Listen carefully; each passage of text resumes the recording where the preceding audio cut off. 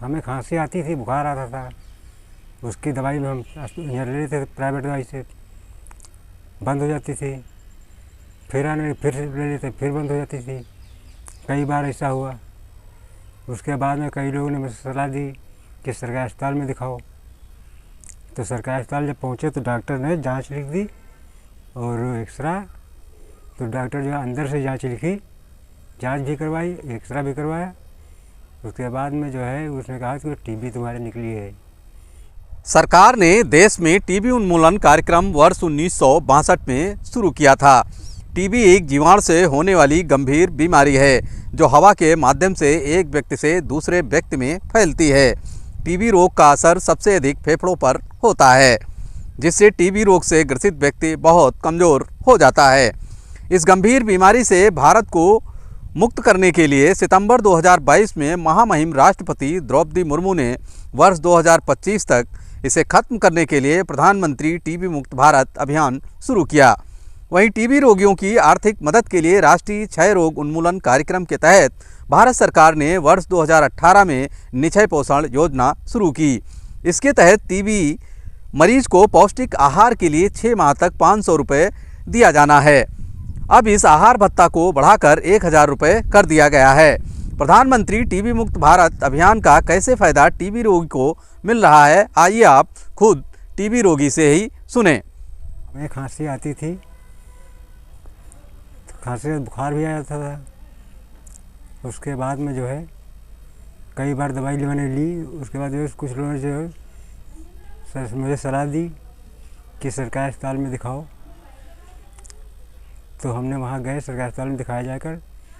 तो डॉक्टर ने जो है जांच लिखी, एक्सरा भी करवाया। तो उसके बाद जो है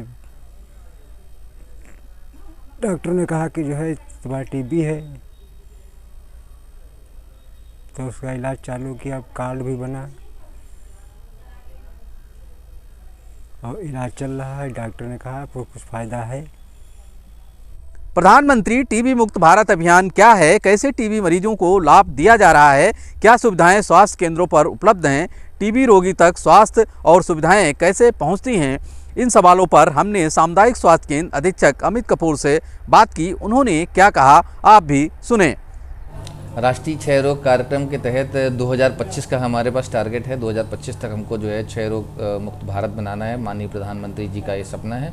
उसके क्रम में स्वास्थ्य विभाग की तरफ से हम लोग के यहाँ जितनी भी ये आशाएं हैं उनको एक हम लोग टारगेट देते हैं कि और उनको जो है टारगेट होता है कि इतने मरीज जो है उनको उतनी पॉपुलेशन में उनको ले आके जिनको भी खांसी आ रही है या जो डायबिटिक पेशेंट्स हैं वो हमारे या वनरेबल ग्रुप्स हैं, जो HRGH हैं, जो टोली वगैरह जो मोबिलाइजर्स हैं, जैसे जो चले जाते हैं कहीं बाहर चले जाते हैं तो उनको भी 15 दिन से ज़्यादा खांसी आ रही है उनको जो है इनकी स्क्रीनिंग करते हैं हम लोग। वो स्क्रीनिंग के लिए जो है वो जो हमारे HWCs हैं, हेल्थ एंड वेलनेस सेंटर, वहाँ पर होता है और 15 तारीख का एक दिवस निर्धारित किया है। उस दिन जो है वहाँ पर आशा जो है जितने भी ऐसे मिलते हैं मरीज उनको जो है वहाँ पर लाते हैं, उनका वहाँ सैम्पलिंग होती है और सैम्पलिंग करने के बाद वो यहाँ पर सैंपल्स आते हैं हमारे पास। कुछ हमारे PSCs पे आते हैं, कुछ हमारे CHC पे आते हैं, उनकी टेस्टिंग होती है और टेस्टिंग करने के बाद जो भी उसमें पॉजिटिव निकल के आता है उनका यहाँ से इलाज शुरू हो जाता है। फिर वो इलाज के ऊपर फॉलोअप होता है।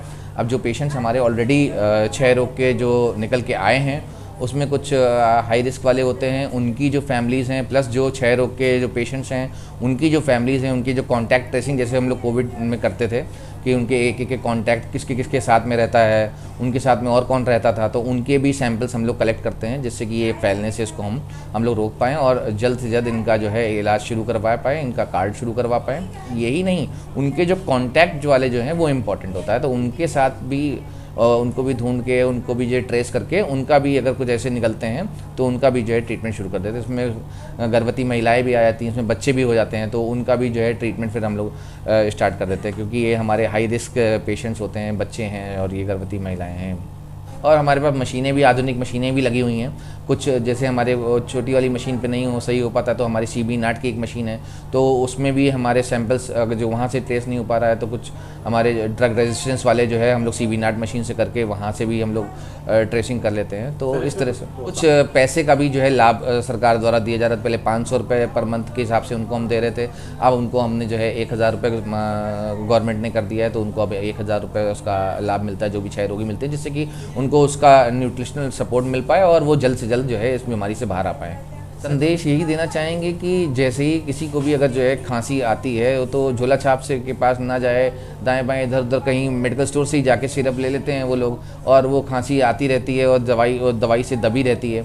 तो ये सब नहीं करें। खांसी अगर 1 हफ्ते से ज़्यादा, 15 दिन से ज़्यादा खांसी आ रही है तो उसको जो है ज़रूर जो है यहाँ CHC पे आके दिखवाएं। यहाँ हमारी PHCs हैं या हमारे हेल्थ एंड वेलनेस सेंटर है, अब तो हर गांव में हेल्थ एंड वेलनेस सेंटर हैं, तो वहाँ पर जाके दिखाएं, तो जिससे कि उनकी जल्दी से जल्दी उनकी स्क्रीनिंग हो पाए, उनका चेकअप हो पाए, उनका टेस्ट हो पाए, और टेस्टिंग के बाद हम जल्द से जल्द उनको दवाइयों के माध्यम से उनको हम सही कर पाएँ और इस रोग को आगे फैलाने से हम रोक पाएँ।